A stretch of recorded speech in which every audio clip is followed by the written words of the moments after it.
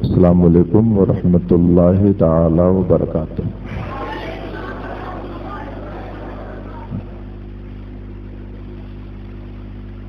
الحمد للہ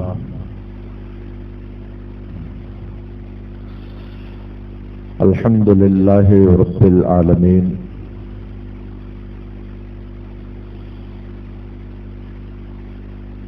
والعاقبۃ للمتقین،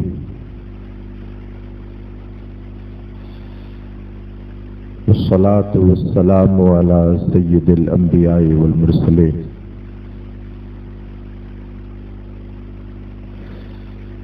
وعلى آلہ واصحابہ اجمعین، اما بعد، اعوذ باللہ من الشیطان الرجیم، بسم اللہ الرحمن الرحیم۔ وَلَنَبْلُوَنَّكُمْ بِشَيْءٍ مِّنَ الْخَوْفِ وَالْجُوعِ ونقص من الأموال والأنفس والثمرات وبشر الصابرين الذين إذا أصابتهم مصيبة قالوا إنا لله وإنا إليه راجعون۔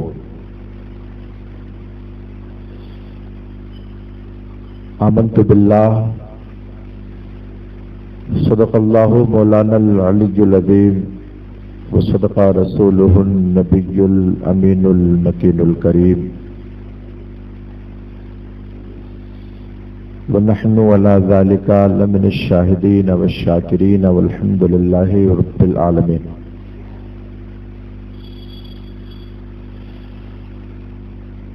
عرض و معروض سے پیشتر آئے ہم سب مل کر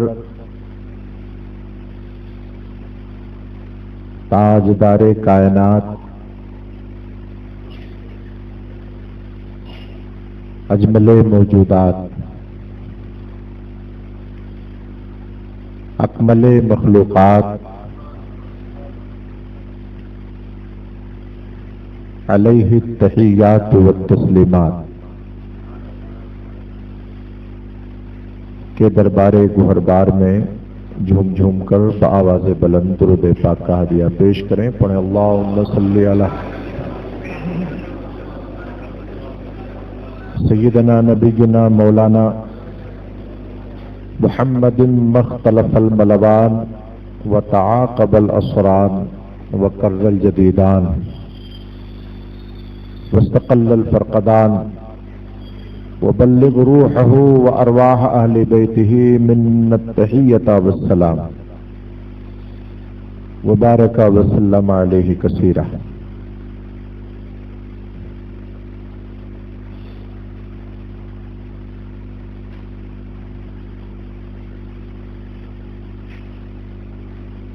دو ہزار چھ سے دین و سنیت کی تبلیغ کرنے والے، غوث و خواجہ رضا کی محبتوں کا جام پلانے والے، علم و حکمت کے اجالے سے دلوں کے اندھیرے دور کرنے والے، دارالعلوم فیضان عطائے رسول کے بینر تلے منعقد ہونے والے 7 روزہ اجلاس کا آج 6واں دن، ہم اور آپ جس میں شریک ہیں، باری تعالیٰ پیارے حبیب علیہ السلام کے صدقے ہماری حاضری قبول فرمائے۔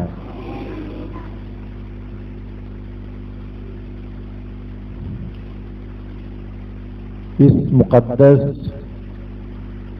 مکرم اجلاس کی برکتوں سے ہماری جھولیاں لبریز فرمائے۔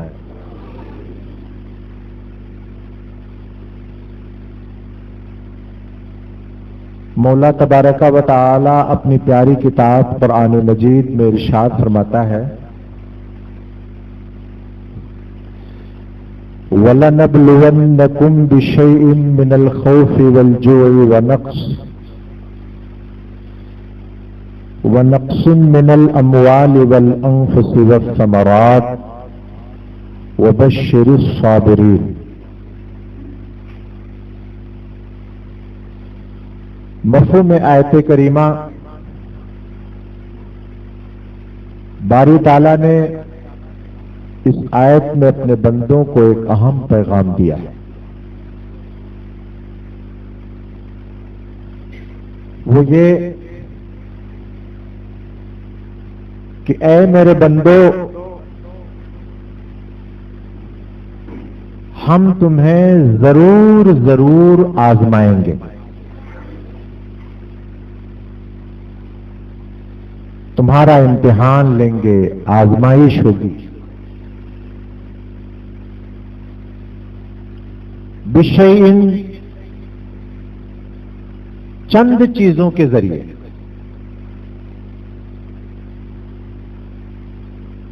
من الخوف، ڈر کے ذریعے، والجوع، بھوک کے ذریعے، ونقص من الاموال، مالوں میں کمی کے ذریعے، والانفس، اور جانوں کے ذریعے، والثمرات، اور پھلوں کے ذریعے آزمائیں گے۔ مطلب یہ کہ میرے بندو، یہ بات تمہارے دھیان میں رہے کہ تمہاری زندگی کا ہر لمحہ یکساں نہیں ہوگا،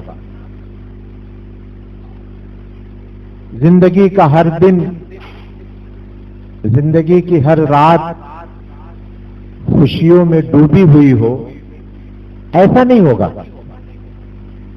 یقینی طور پر ایسا نہیں ہوگا۔ کبھی ایسا موڑ آئے گا کہ تمہیں بھوک ستائے گی، پیاس پریشان کرے گی۔ بھوک پیاس اس بات کا تقاضا کریں گے کہ تم ایمان کے اجالے سے نکلو اور گمراہی کی طرف آؤ۔ اگر ایمان کے اجالے میں رہو گے تو کھانا نہیں ملے گا، پانی نہیں ملے گا۔ چاہتے ہو کہ کھانا ملے، پانی ملے، تو جو راہ حق ہے، جو اسلام کا اجالا ہے، اس سے باہر نکلو۔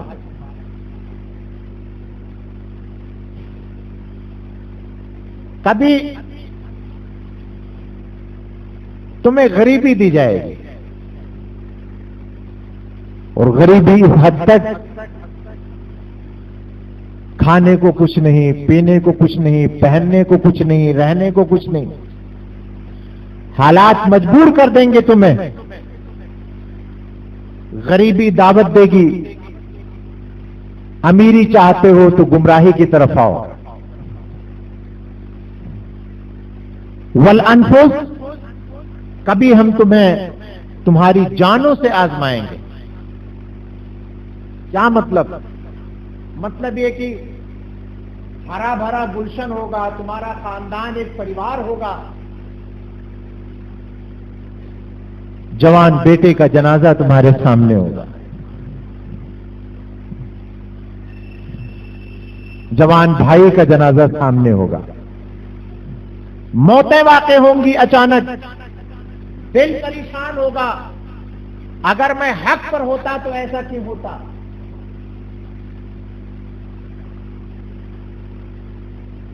اے میرے بندو، اچھی طرح ذہن میں بٹھا لو کہ تمہاری زندگی کے لیل و نہار ایک جیسے نہیں ہوں گے، ایک جیسے نہیں ہوں گے۔ لیکن ہاں، رب تعالیٰ فرماتا ہے میرا پیغام اپنے دل کی تختیوں میں اتار لو۔ جب یہ آزمائشیں ہوں گی، امتحانات کے بادل چھائیں گے، بھوک پیاس، غریبی، موتیں، خوف ڈر تمہیں آزمائیں گے تو کچھ ایسے بندے ہوں گے جو میری طرف سے چہرہ پھیر کر گمراہی کی طرف چلے جائیں گے.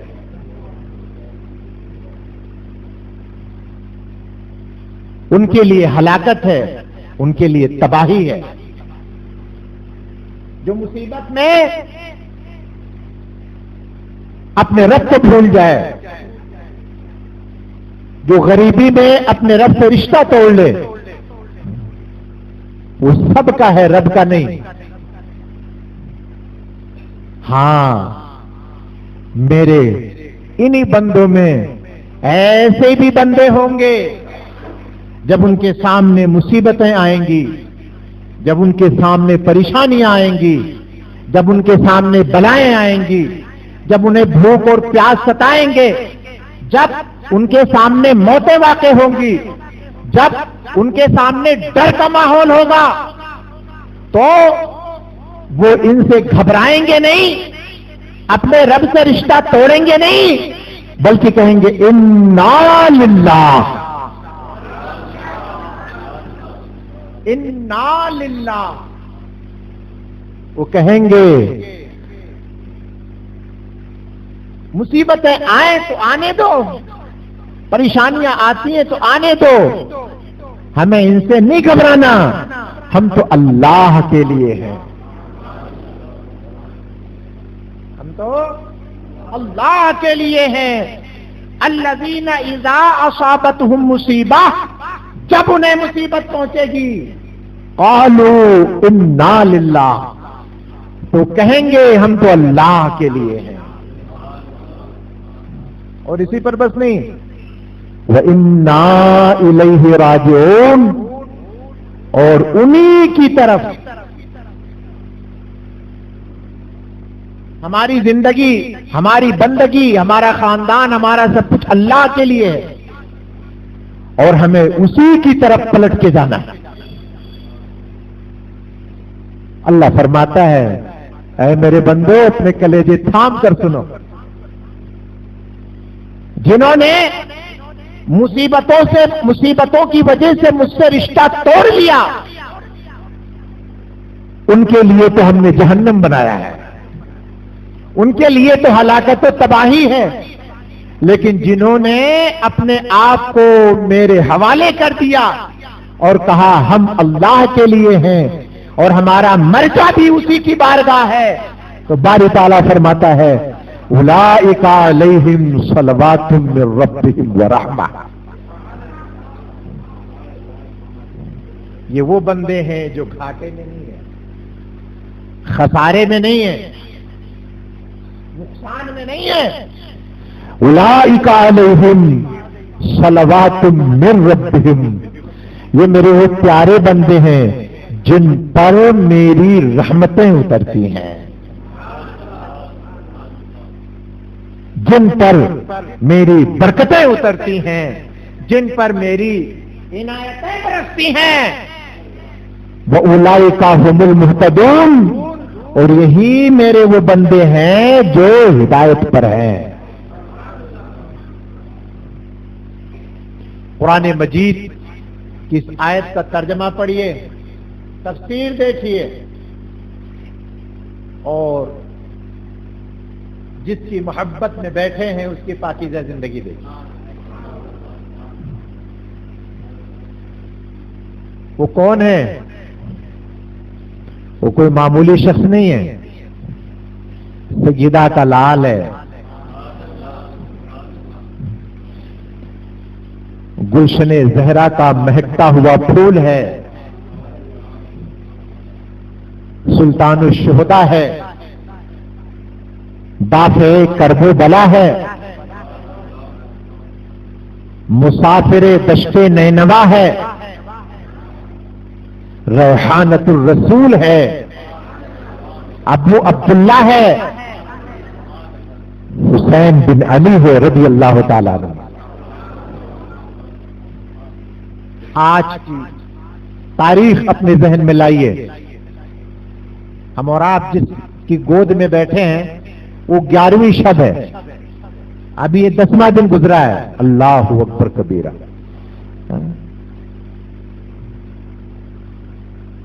10ਵੀं रात इमाम पाक ने इबादत में गुजारी, आखिरी शब इबादत में गुजारी, और जो है सुबह की फजर की नमाज पढ़ी, नमाज से फारिग हुए, जी भर के अल्लाह का कुरान पढ़ा। यजीदियों ने कहा हुसैन अब तैयार हो जाओ। सरकार इमाम आली मकाम रज़ी अल्लाह ताला अन्हु तैयार होकर के मैदान में तशरीफ लाते हैं और इत्माम हुज्जत के लिए खुतबा देते हैं। कहते यजीदियों, अजब अंदाज है तुम्हारा कूफियों, दावत दे के मुझे बुलाया, खुतूत लिखे, 150 से ज्यादा खत लिखे तुमने और कहा आ जाओ, हमें रहबर चाहिए, रहबरी के लिए आ जाओ, हमें मुर्शिद चाहिए, इरशाद के लिए आ जाओ, हमें कायद चाहिए, क़यादत के लिए आ जाओ। और जब मैं आया तो तुम्हारे तेवर इस तरह बदले कि हमारे जो है खून के प्यासे हो तुम। आखिरी बार मैं तुमको इत्माम हुज्जत के लिए बता रहा हूं, अच्छी तरह कान खोलकर सुन लो। यजीद अगर नेक होता तो मैं उसके हाथ में हाथ दे देता। यजीद की बैत गोया बदी की बैत है, जुल्म की बैत है, सरकशी की बैत है, जोरो फसाद की बैत है। अरे खुदा के बंदे, तुम जानते नहीं मैं कौन हूं? मैं उस यजीद की बैत कर लूं जो वक्त का इंतहाई सफाक, जालिम, बदबख्त, बदकिरदार, बदतीनत, बदअस्ल, बदशक्ल, उसकी बैत करूं? तुम्हें मालूम नहीं कि मैं कौन हूं? सुनो, यजीद का मकसद है कि वो मेरे नाना के दीन के चेहरे को बदल दे, बदल दे। यजीद के निकाह में खुद उसकी सगी फूफी थी। बेटा अपने मां के साथ निकाह करता था, भाई अपनी बहन के साथ निकाह करता, माअज़ल्लाह रब्बिल आलमीन। एलानिया तौर पर शराब पी जाती थी। और याद रहे, जब जो है घर में, मोहल्ले में, शहर में बुराई फैलती है तो जो शहर का गवर्नर होता है, कोतवाल होता है, जज होता है, कलेक्टर होता है, उसके पास शिकायत लेके जाते हैं कि ये बुराई फैल रही है। उसके बस में होता है तो इलाज करता है, वरना आगे बेचता है। हत्ता कि जो मुल्क का मालिक होता है वो उठता है और जुल्म को और बुराइयों को मिटाता है। जो वक्त का हाकिम और खलीफा है वही एक नंबर का शराबी हो और जुल्म और जोर का शैदाई हो तो बुराई को कौन मिटाएगा? कौन मिटाएगा? आप फरमाते हैं यजीदियत की बैत जोरो फसाद की बैत है। यजीद चाहता है कि आखिरी कड़ी जो हुसैन की है वो मेरे दामे फरेब में आ जाए और मैं मुतलक खलीफा बन जाऊं, जो चाहूं वो करूं। अली का लाल ये बर्दाश्त नहीं कर सकता। हुसैन जिंदा रहे और सिद्दीक़ अकबर का गुलशन उजाड़ा जाए। नबी के जिस दीन की तबलीग सिद्दीक़ अकबर ने की उस दीन का चेहरा बदला जाए, हुसैन गवारा नहीं कर सकता। फारूक आजम जिस दीन के मुबल्लिग बन के रहे, जिस दीन की तबलीग की उन्होंने, उनके दीन का चेहरा बदला जाए। हुसैन सब कुछ तो कर सकता है लेकिन ये नहीं कर सकता। عثمان غنی نے زندگی بھر اسلام کے جس گلشن کو سینچا، آج میری نگاہوں کے سامنے اسی کو اجاڑا جائے، حسین برداشت نہیں کرے گا۔ میرے ابو فاتح خیبر نے جس دین کے پیغام کو بام عروج تک پہنچایا، آج اس کو تحت الثری کی طرف لے جایا جا رہا ہے، حسین اسے برداشت نہیں کرے گا۔ مشیت نے پکار کے کہا، اگر تم چاہتے ہو کہ صدیق کی صداقت بچی رہے، حسین اگر تمہاری خواہش ہے کہ عمر کی عدالت بچی رہے، اگر تم چاہتے ہو کہ عثمان کا حیا بچا رہے، اگر تم چاہتے ہو کہ علی کی شجاعت بچی رہے، ان کی نجابت بچی رہے، تو حسین یہ آسان نہیں ہے۔ اگر یہ تمہاری چاہت ہے تو اس چاہت کو پوری کرنے کے لیے تمہیں اپنے خاندان کو لٹانا ہوگا، تمہیں اپنے اہل بیت کو لٹانا ہوگا، چھوٹے چھوٹے بچوں کو لٹانا ہوگا، اپنا یہ لہلہاتا ہوا گلشن اس صداقت کی حفاظت کے لیے نذر کرنا ہوگا۔ سیدنا سرکار امام حسین رضی اللہ تعالی عنہ نے زبان حال سے فرمایا، کوئی فرق نہیں پڑتا، کوئی فرق نہیں پڑتا، حسین ابن علی نبی کے دین کی سچائی کو بچانے کی خاطر اپنا گھر بار لٹا سکتا ہے، لیکن اپنی نگاہوں کے سامنے نبی کے دین کی توہین برداشت نہیں کرے گا۔ پھر وہی ہوا، کوئی محل ہی نہیں مقابلے کا، کہاں چند لوگ 70 72 82 92 100 کے اندر اندر تعداد بتائی جاتی ہے۔ مختلف روایتیں ہیں، ایک روایت میں 99، تو ایک میں 92، ایک میں 82، ایک میں 72۔ دراصل کیا ہے، یہ بعض لوگوں نے ساری تعداد مراد لے لی، چھوٹے چھوٹے بچے اور سب کو لے لیا، جو ساتھ میں آئے ان کو بھی لے لیا، پوری تعداد بتا دی۔ بعض نے کربلا میں جو لوگ موجود رہے ان کا اعتبار کر کے بتایا۔ حاصل کلام یہ کہ چند لوگ 70 72 یا 82 لوگ، 82 سے کم، اور ان سے لڑائی جنگ کے لیے اللہ اکبر 22,000 فوج تیار ہے، 22,000 فوج جنگ کے لیے، اللہ اکبر۔ اور اس کے بعد بھی فوجیں آئی جا رہی ہیں، آئی جا رہی ہیں۔ سرکار امام عالی مقام رضی اللہ تعالیٰ نے تقریر فرمائی کہ ایسا نہیں ہوگا، ہاں آخری بار کہتا ہوں کہ میرے خون سے اپنا دامن نہ رنگو، مجھے اچھی طرح پہچان لو، اے کوفیو یزیدیو اچھی طرح دیکھو، مجھے پہچانو، میرے بھائی کو زمانہ امام حسن کہتا ہے، مجھے پہچانو، میری نانی کے بارے میں جانتے ہو، ایام جاہلیت سے بھی زمانہ جن کو طاہرہ کہا کرتا تھا، میری نانی خدیجہ طاہرہ۔ یزیدیوں میری ماں کے بارے میں نہیں جانتے، میری ماں وہ ہے جو سیدہ ہے، طیبہ ہے، طاہرہ ہے، ظاہرہ ہے، راقیہ ہے، عابدہ ہے، راقیہ ہے، ساجدہ ہے، حامدہ ہے، ماجدہ ہے، فاطمہ ظاہرہ ہے، وہ میری ماں ہے۔ پہچانو، میرے خون سے اپنا دامن نہ رنگو، معمولی گناہ نہیں کرنے جا رہے ہو، مانو میری بات۔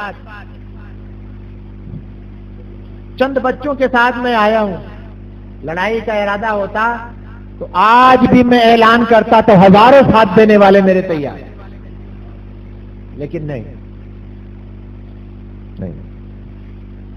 چند بچوں کے ساتھ میں موجود ہوں، اور اتنا بڑا ارادہ تمہارا، کوئی بات نہیں، بڑا خطبہ دیا آپ نے، بڑا خطبہ دیا، اور فرمایا پہچانو، جانو مجھے، تمہیں معلوم نہیں میری ماں کے بارے میں؟ تم نے جو ہے وہ میری ماں کے بارے میں نہیں پڑھا، نہیں سنا، کہ میرے ماں کے بارے میں نہیں جانتے کہ میری ماں کا مقام دنیا میں تو یہ ہے کہ پیارے نبی علیہ السلام نے انہیں اپنا کلیجہ ٹکڑا فرمایا ہے۔ فاطمہ بضعۃ منی فمن احبها فقد احبنی ومن ابغضها فقد ابغضنی۔ فاطمہ میرے دل کا ٹکڑا ہے، میری راحت ہے، میری آسودگی ہے، میرے دل کا چین ہے۔ جس نے میری فاطمہ سے پیار کیا اس نے مجھ مصطفیٰ سے پیار کیا، اور جس نے میری فاطمہ کو ناراض کیا اس نے مجھے ناراض کیا۔ میری ماں کا مقام دنیا میں نہیں ہے۔ ارے عزیزیو سنو، میرے نانا کا بیان ہے کہ میری ماں فاطمہ جب کل میدان محشر میں جنت کی طرف چلے گی تو باری تعالیٰ تمام اہل محشر سے فرمائے گا، اے قیامت میں اقامت کرنے والوں اہل محشر، سر جھکا لو اپنا، نکسوا رؤوسکم وغضوا ابصارکم، اپنا سر جھکا لو اور نگاہیں نیچی کر لو۔ کیوں؟ میرے محبوب کی پیاری بیٹی فاطمہ کی سواری جنت کی طرف جا رہی ہے، جنت کی طرف جا رہی ہے۔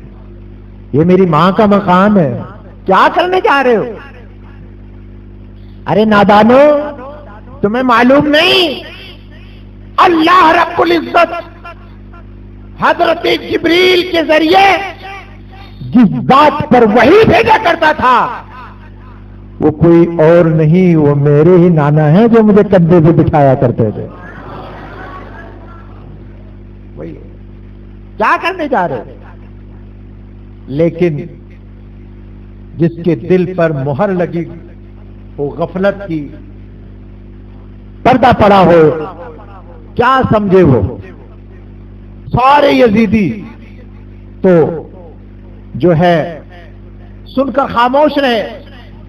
ہاں، تاریخ طبری کی ایک روایت میری نگاہ سے گزری کہ جب آپ نے اپنے خاندان کی عظمت بیان کی تو بہت سارے یزیدی رونے لگے تھے،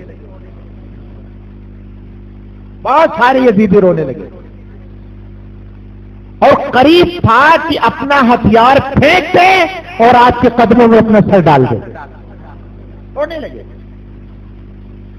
اسی بیچ میں خبیث جو شمر ہے، ملعون، اس نے جو ہے وہ ظالم نے جو ہے بہکایا اور تیروں کی برسات کر دی۔ پھر جو ہے وہ اپنے ظلم کی طرف پلٹ گئے، لیکن ہاں ایک تھا جو نہیں پلٹا، وہ ہے حضرت حر بن یزید رضی اللہ تعالی۔ تقریر سنی، قدموں میں آ گئے کہ حضور بڑا مجرم پاپی خطا کار ہوں، کئی دنوں سے آپ کے قدموں میں ہوں، آپ کو روک کے رکھا تھا، مجھے معلوم نہیں تھا یزیدی اتنے بڑے ظالم ہیں، میں تو اسے معمولی معاملہ سمجھتا تھا کہ یہ سلجھ جائے گا، لیکن آج آپ کی جب میں نے گفتگو سنی تو میں سمجھ گیا کہ جنتی کون ہے، جہنمی کون ہے۔ کہ حضور کیا چاہتا ہے؟ کہ حضور میں سمجھ گیا ہوں۔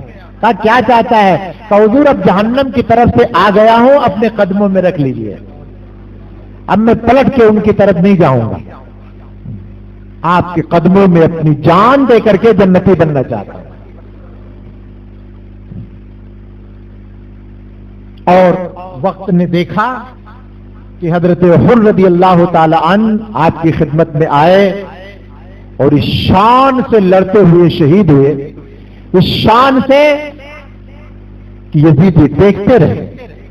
تفصیلی بیان ہے کربلا کا، کتابوں میں لکھا ہے، علماء بیان کرتے رہتے ہیں، اور جو وائزین ہیں ان میں بہت ساری باتیں گھٹاتے بڑھاتے ہیں.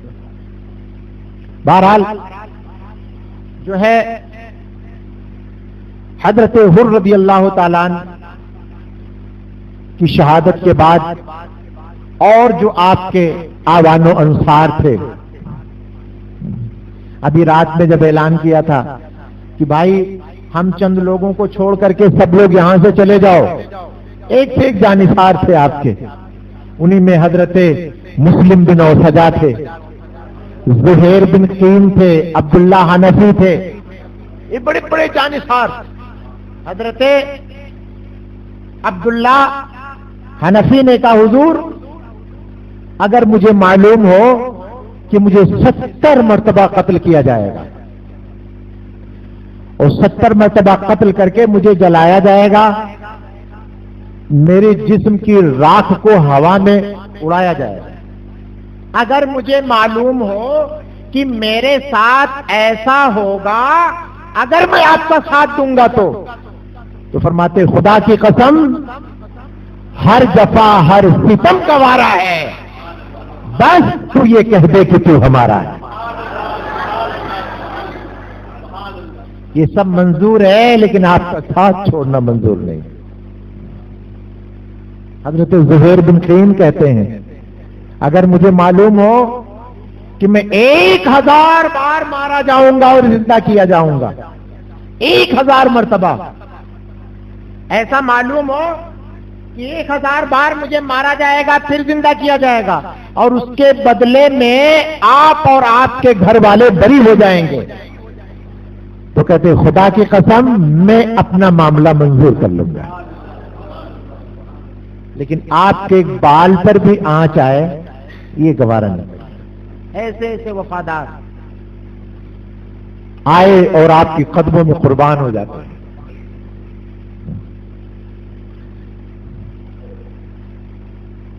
قبیلے بنو کلب کے بہت سارے لوگ ایک بعد دیگرے آپ کی خدمت میں آئے، اپنی جانوں کا نذرانہ پیش کرتے رہے.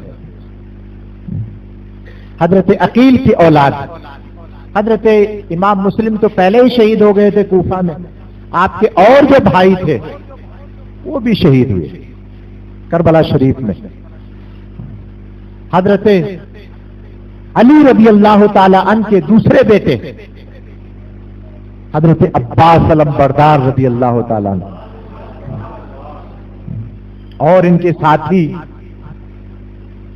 ان کے سگے بھائی جام شہادت نوش کرتے ہیں. سیدنا حضرت امام حسن رضی اللہ تعالیٰ عنہ کے 4 بیٹے میدان کربلا، 4 بیٹے، حضرت عبداللہ، حضرت قاسم، حضرت ابو بکر، حضرت عمر. ایک گفتگو روک کر ایک بات بتاؤں آپ کو، یہ چاروں کس کے بیٹے ہیں؟ امام حسن رضی اللہ تعالی. اور چاروں بیٹوں کا نام کیا ہے؟ قاسم، عبداللہ، ابو بکر، عمر.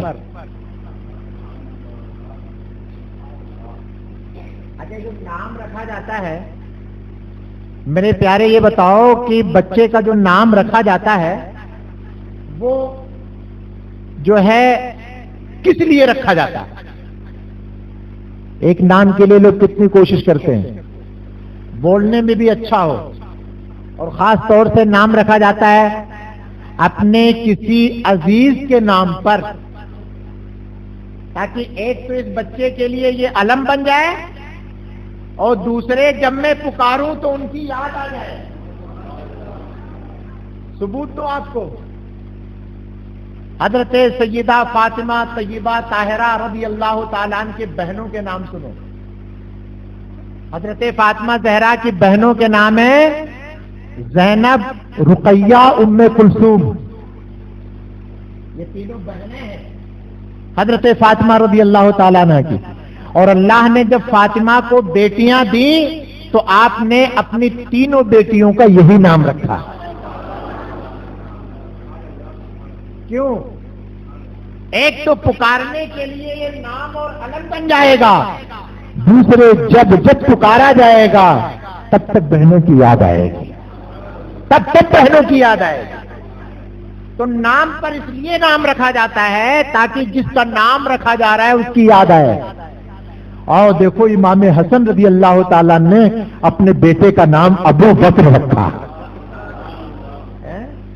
اپنے بیٹے کا نام عمر رکھا۔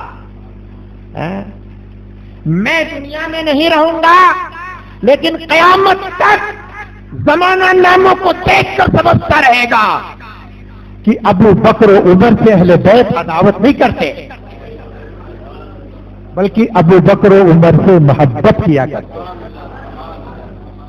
تبھی تو اپنے بچوں کے نام رکھتے۔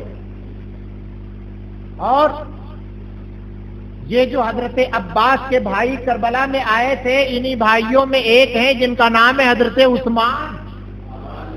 سبحان اللہ، پتہ چلا کربلا میں ابو بکر بھی ہیں، عمر بھی ہیں، عثمان بھی ہیں۔ جہاں اہل بیت ہیں وہاں یہ ہے۔ آج جو ان سے دشمنی کرتا ہے، ان کی توہین کرتا ہے، خدا کی قسم وہ وہاں نہیں ہے جہاں اہل بیت ہے۔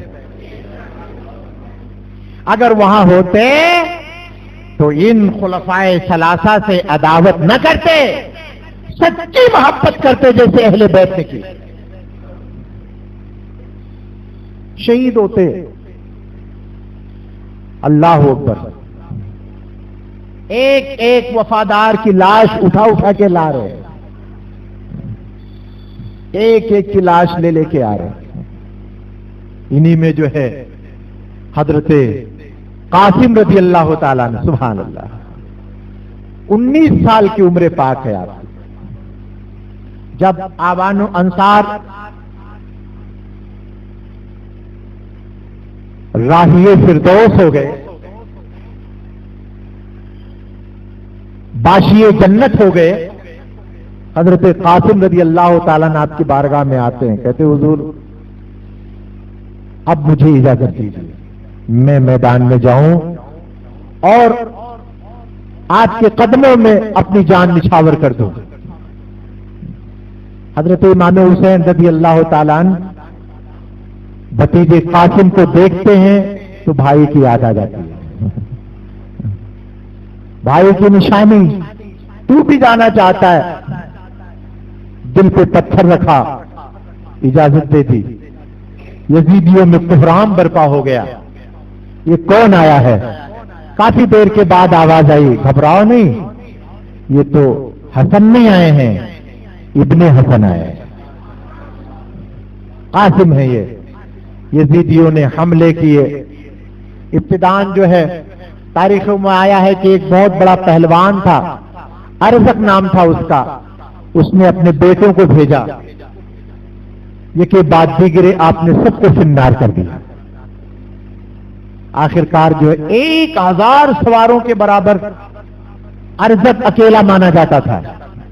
عمرو بن سعد نے اسے پوچھا، وہ میدان میں اترا، اور جب حضرت قاسم کے مقابلے میں آیا تو امام پاک کے ہاتھ اٹھ گئے دعا کے لیے۔ عرض کرتے ہیں پروردگار، کہاں 1000 سواروں کے برابر پہلوان ایک طرف، میرا ننھا 19 سالہ بچہ ایک طرف، ابھی دعا کے لیے ہاتھ ہی تھے، اٹھے ہی تھے کہ جو ہے آپ بغور دیکھتے ہیں تو حضرت قاسم کی تلوار ارزق کے خون میں ڈوبی ہوئی۔ لیکن لاکھ تدبیر کرے بندہ تو کیا ہوتا ہے؟ وہی ہوتا ہے جو منظور خدا ہوتا ہے۔ حضرت قاسم رضی اللہ تعالی عنہ شہید ہو جاتے ہیں۔ یزیدیوں نے امام کو آواز دی، بھتیجے کو لے جاؤ۔ تاریخ بتاتی ہے کہ حضرت قاسم کی پاکیزہ لاش کو حضرت امام لے کے چلتے ہیں خیمے کی طرف۔ اللہ اللہ۔ تو ایک شخص نے جس نے اس واقعے کو دیکھا ہے اس نے بیان دیا ہے، تاریخ میں اس کی عینی شہادت آئی ہے کہ اس حال میں امام پاک لے کے آ رہے تھے کہ آپ کا پاؤں زمین سے گھسٹ رہا تھا، چونکہ قد بڑھا تھا، کڑیل جوان تھے 19 سال کی عمر میں، سنبھال رکھا تھا گود میں، اور پاؤں جو ہے زمین سے گھسٹتا ہوا آ رہا تھا۔ اللہ اکبر، آ کے لٹا دیا اور اللہ کا شکر ادا کیا، اللہ کا شکر ادا کیا۔ کہتے مولا جس میں تو راضی ہے علی کا لال بھی راضی، حسین بھی اس میں راضی۔ ایک بات بگڑے اور لوگ آتے رہے، اپنی جانوں کا نذرانہ پیش کرتے رہے، اسی میں حضرت عباس علمبردار بھی آئے۔ انہوں نے کہا حضور خیمہ والوں کی پیاس دیکھی نہیں جاتی، خاص طور سے حضرت سکینہ کی، اجازت دیجیے میں پانی لے کر کے آتا ہوں۔ کہا تم پانی لینے نہیں جا رہے ہو، شہادت کا پانی پینے جا رہے ہو، لیکن جاؤ کوئی بات نہیں۔ کربلا شریف کا منظر آج بھی حسینیوں کو سلام پیش کر رہا ہے، اور قیامت تک کربلا کا ذرہ ذرہ حسینیوں کی استقامت کو بلہائے عقیدت پیش کرتا رہے گا۔ عباس علمبردار گئے اور جو ہے مشکیزے میں پانی بھی بھر لیا۔ ایک روایت بتاتی ہے کہ آپ اندر چلے گئے، اس کے دریا کے اندر پانی بھر لیا اور چلوں میں پانی اٹھایا پینے کے لیے کہ سکینہ کی یاد آ گئی، چھوٹے چھوٹے بچوں کی یاد آئی، یہ چاہا پانی پیئے لیکن چھوڑ دیا اس کو۔ خیمے میں پیاسے ہوں میں یہاں پانی پیوں؟ نہیں، ایسا نہیں۔ واپس پلٹے اس ارادے سے کہ خیمے تک پہنچیں گے، لیکن جو ہے قلم نے تو کچھ اور ہی لکھ دیا تھا۔ تیر آیا، مشکیزہ ٹوٹا، بدن چھلنی ہوا، شہید ہو جاتے ہیں۔ آپ لے کے آئے ہیں حضرت عباس کو، جب لے کر کے آئے ہیں تو حضرت امام حسین رضی اللہ تعالیٰ عنہ کی آنکھیں اب ساون بھادوں کی طرح برس پڑی، اور جب بھائی کی لاش دیکھی عباس علمبردار کی، تبھی آپ نے کہا یا اخی الآن ظہری انکسر، میرے بھائی اب تو حسین کی کمر ٹوٹ گئی۔ اس موقع پر کہا ہے آپ نے۔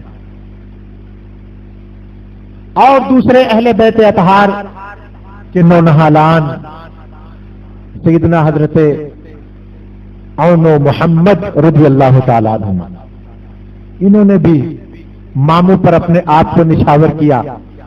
حضرت علی اکبر آپ کے بڑے بیٹے، اللہ اکبر، 18 سال کی عمر پاک ہے، آپ چلے، حضرت علی اکبر آئے، کہا والد ماجد دنیا کیا کہے گی، میں خیمے میں رہوں آپ میدان میں جائیں؟ آپ نے انہیں بھی اجازت دے دی۔ جس طرف جو ہے حضرت علی اکبر رضی اللہ تعالیٰ عنہ سوار ہو کر یزیدیوں کی فوج کی طرف نکلتے، خدا کی قسم ایسے فوج کٹ جایا کرتی تھی جیسے پانی کے اوپر کائی جمع ہو اور ہاتھ مارو تو کائی کٹ جاتی، فوج صاف ہو جایا کرتی تھی۔ جب آپ میدان میں اترے تو فوجی دیکھ کر حیران تھے، تھوڑی دیر تک تو فیصلہ نہیں کر پائے، کیونکہ حضرت علی اکبر کو شبیہ مصطفیٰ کہا جاتا ہے۔ آپ کا حسن حسن مصطفیٰ تھا، آپ کو دیکھ کر لوگ نبی کو یاد کیا کرتے تھے۔ گلی میں چلتے تھے، راستہ رک رک کر کے لوگ دیکھتے تھے علی اکبر جا رہے ہیں، محبوب داور جا رہے ہیں، کون جا رہے ہیں؟ گئے اور یزیدیوں کی فوج جو بھی سامنے آئی تہس نہس کر دیا، سامنے والے کسی کو زندہ نہیں چھوڑا۔ واپس چلتے امام پاک کے قدموں میں عرض کرنے لگے والد ماجد پانی کے چند قطرے مل جائیں تو میں اکیلا کافی ہوں سب کے لیے، چند قطرے مل جائیں۔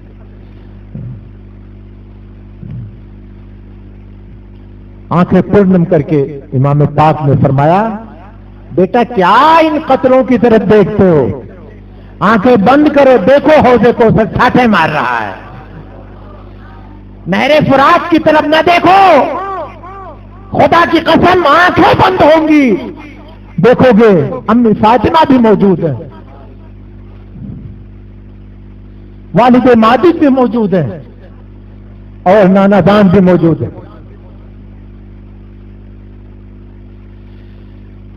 وہ وقت بھی دیکھا گیا، حضرت عباس علم بردار رضی اللہ تعالیٰ عنہ شہید ہوئے، حضرت قاسم شہید ہوئے، اور محمد شہید ہوئے، حضرت علی اصغر شہید ہوئے، حضرت علی اکبر بھی شہید ہو گئے. یزیدیوں کی طرف سے آواز آ رہی ہے، حسین یا بیعت کرو یا میدان میں آ جاؤ. اب تک تو آپ نے خاندان بھیجا ہے، اب آپ آ جاؤ. آخر کار وہ گھڑی بھی آئی کہ حضرت امام حسین رضی اللہ تعالیٰ عنہ خیمے میں تشریف لاتے ہیں، اور آپ نے تیاری کرنی شروع کی سوئے رزمگاہ کی طرف. اور کپڑے کے بارے میں تاریخ بتاتی ہے کہ آپ نے ایک مصری جبہ استعمال فرمایا، قبا، مصری قبا پہنی، اور جو ہے وہ حضرت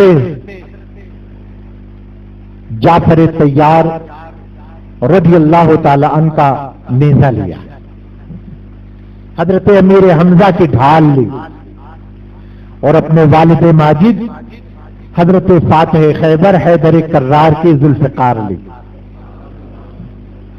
سر پر نانا جان کا امامہ باندھا، شان سے تیار ہوئے، گھر والوں کو سمجھایا، چلنے لگے. آخری چشم و چراغ حضرت زین العابدین بھی آئے. نہیں بیٹا تم رہو، ورنہ میرے محبوب کی نسل کیسے چلے گی؟ نسل کی بقا کے لیے تم رہو، تم کو نہیں جانا، بہت بیمار ہو. باقی چھوڑا. تیاری کے بعد تمام گھر والوں کو سمجھایا، اللہ کی مرضی پر ہم راضی ہیں، اللہ کی تقدیر پر ہم راضی شاکر ہیں، وہ جو چاہتا ہے ہم اس کی چاہت میں راضی ہیں. کوئی ایسا کام نہ کرنا جو میرے نانا کی شریعت کے خلاف ہو. سینہ کوٹنا، بال نوچنا، شریعت کے خلاف کوئی کام کرنا ہرگز ہرگز ایسا نہیں ہونا چاہیے. سمجھاتے ہیں میرے پیارے، یہ تو الفاظ ہے، یہ تو میری زبان سے الفاظ ادا ہو رہے ہیں،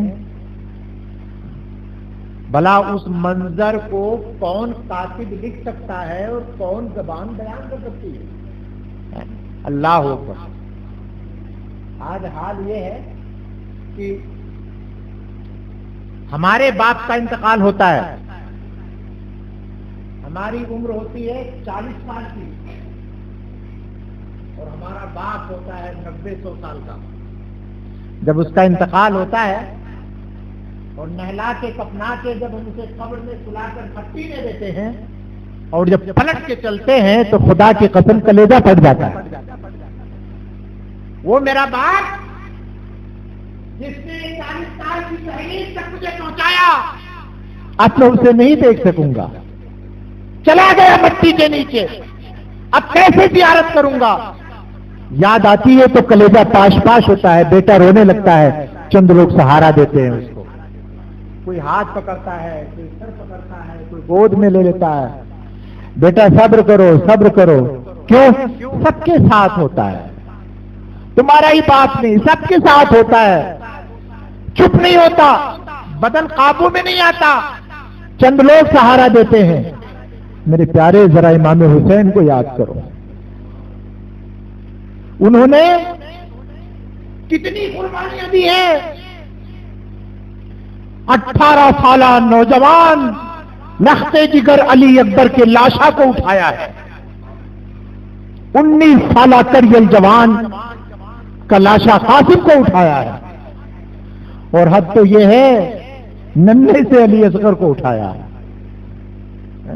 اور اب جب چل رہے ہیں تو کوئی سہارا دینے والا نہیں ہے، بس رب العالمین کی ذات مولا تعالی اس کی مرضی پہ راضی ہے۔ میدان میں اترے اور یہ تو تلوار آپ نے چلائی ہی نہیں، لیکن چونکہ بار بار جنگ کی دعوت دے رہے تھے، آؤ لڑائی کرو لڑائی کرو لڑائی کرو، تو پھر تلوار پھینک کر کے سر جھکانا کوئی مطلب ہی نہیں ہے، بار بار چیلنج۔ پھر تو علی کے لال نے اٹھا لی تلوار، اور جب ذوالفقار حیدری اٹھائی ہے تو تاریخ بتاتی ہے خدا کی قسم میدان خالی تھا۔ جو امتحان یزیدیوں کا صفایا ہو چکا تھا، بھاگ چکے تھے، کئی بار یزیدی اکٹھا ہوئے اور آپ نے حملہ کر کے سب کو تحس نحس کر کے بھگا دیا،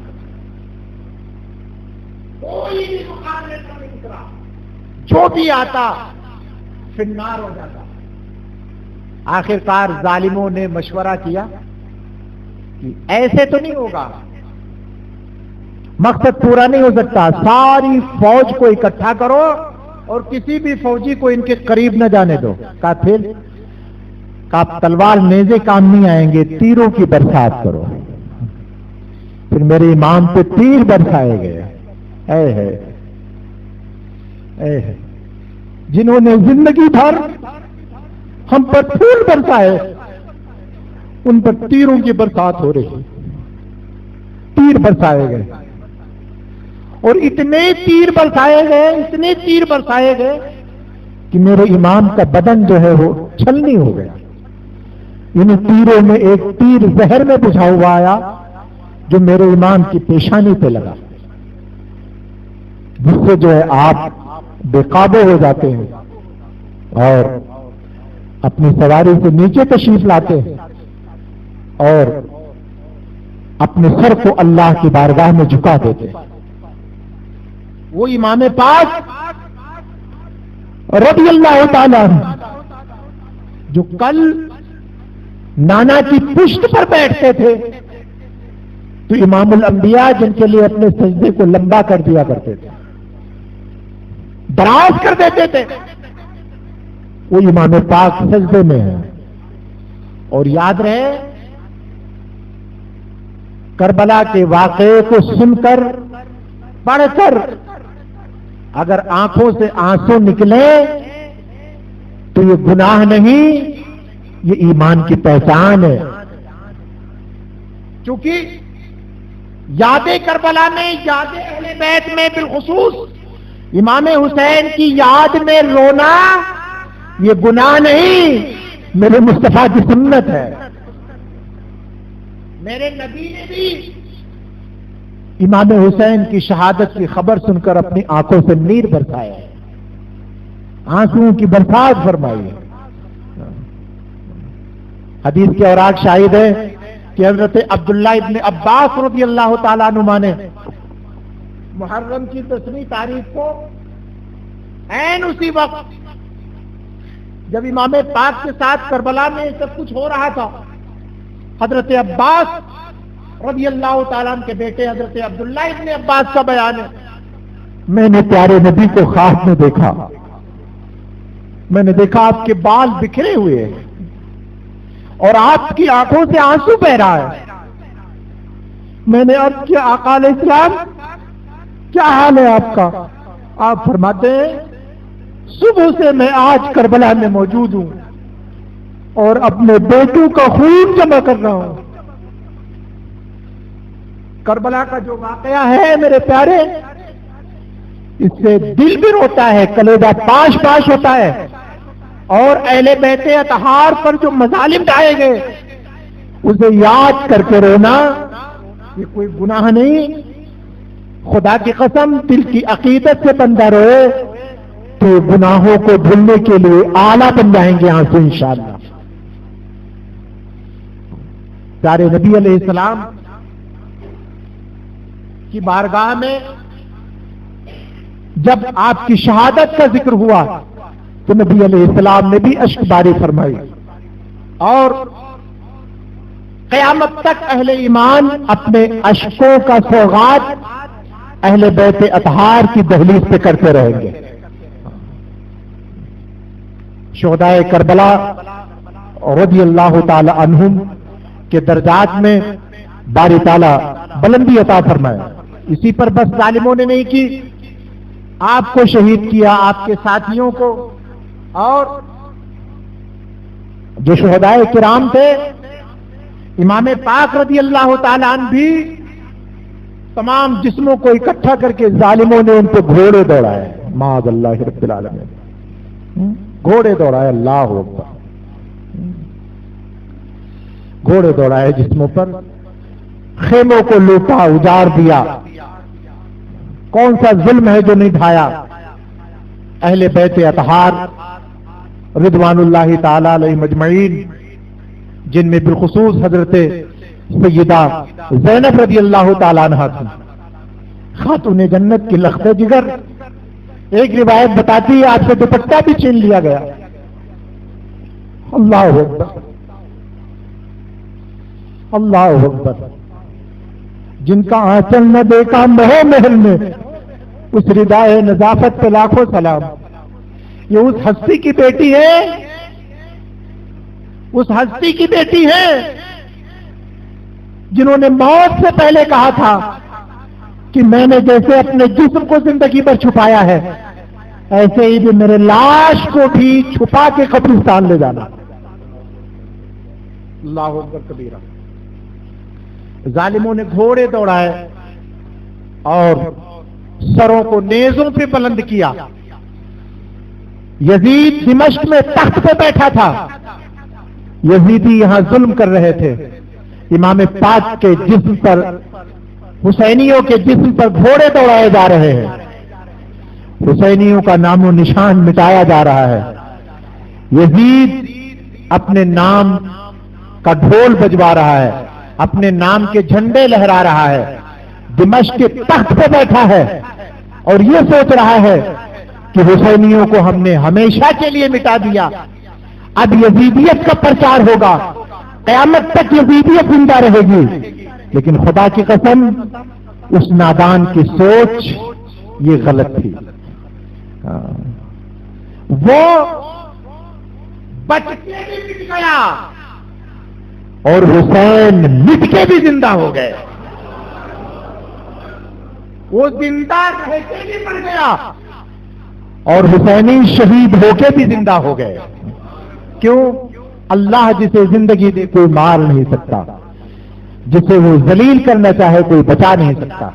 پروردگار عالم پیارے حبیب علیہ التحیۃ والثناء کے صدقے ہمیں اہل بیت اطہار کی سچی محبت، سچی غلامی عطا فرمائے۔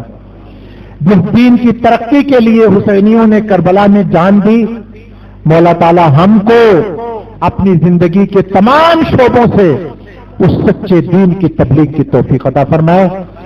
دوران گفتگو اگر کوئی بات خلاف شرع نکلی ہو، رب تعالیٰ کی بارگاہ میں توبہ کرتا ہوں۔